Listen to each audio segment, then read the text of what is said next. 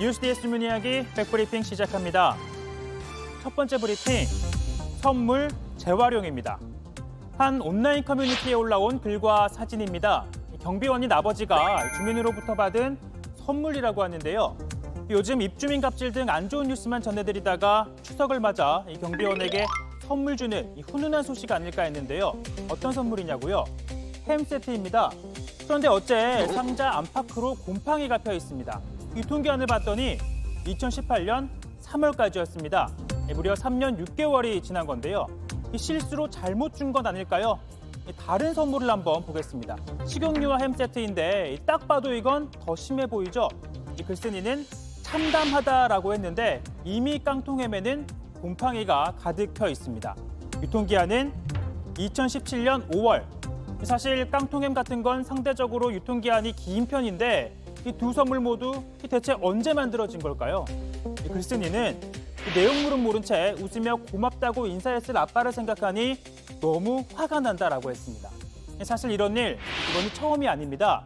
유통기한이 지난 라면이나 커피를 경비원에게 주거나 이 가습기 살균제 성분이 포함돼 회수 조치가 내려진 치약을 선물이라고 준 일도 있었죠. 이런 일들, 선물이 아니라 그냥 쓰레기 재활용 수준인 건데요. 대체 이런 걸 선물이라고 주는 사람은 무슨 뜻일까요? 나는 못 먹지만 경비원은 먹어도 괜찮다? 설마 이런 생각은 아니겠죠? 자칫 경비원분들이 모르고 드셨다가 탈이라도 나면 어쩝니까? 때리고 욕하고 이런 것만이 갑질은 아닙니다.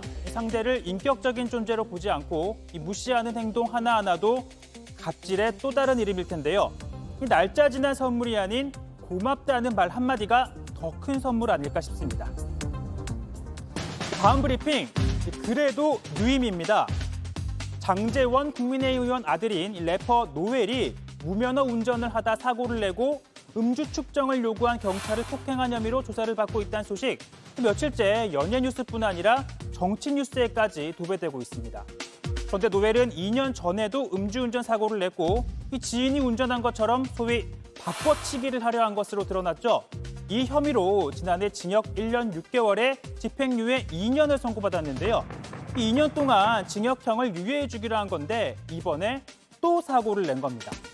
따라서 이번 사건으로 금고 이상형을 받게 되면 곧바로 구속됩니다. 그리고 지난 2월 부산에서는요. 폭행 사건에 휘말려 경찰 조사를 받았고 또 최근엔 코로나19 재난지원금 대상자들을 가리켜 이렇게 막말을 쏟아내기도 했습니다.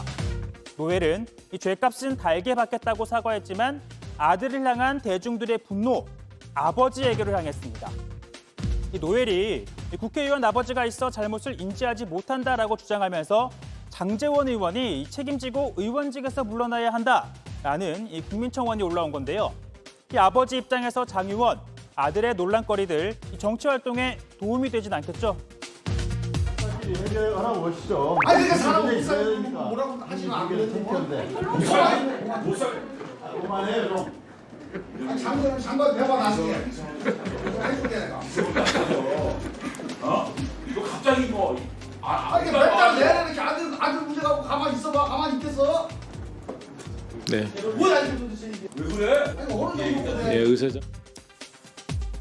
현재 윤석열 전 검찰총장 캠프 종합상황실장을 맡고 있는 장 의원 송구하다며 이 캠프를 떠나겠다고 했는데요.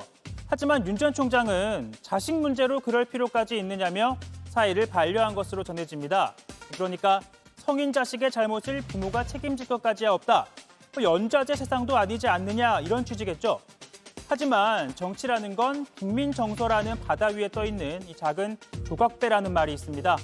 이번 사건을 바라보는 유권자들, 특히 생활고와 취업난에 허덕이는 청년들의 마음 복잡할 텐데요. 이게 윤 전 총장 지지율에까지 영향을 끼칠지는 두고 봐야겠습니다. 오늘 백브리핑 여기까지입니다.